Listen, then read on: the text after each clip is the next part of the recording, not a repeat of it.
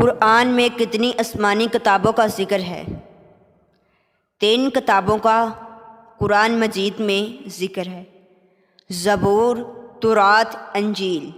Number 2، خواتین میں قرآن پاک کی پہلی حافظہ حضرت حفصہ بنت عمر رضی اللہ تعالیٰ عنہ۔ جامعہ قرآن حضرت عثمان غنی رضی اللہ تعالیٰ عنہ۔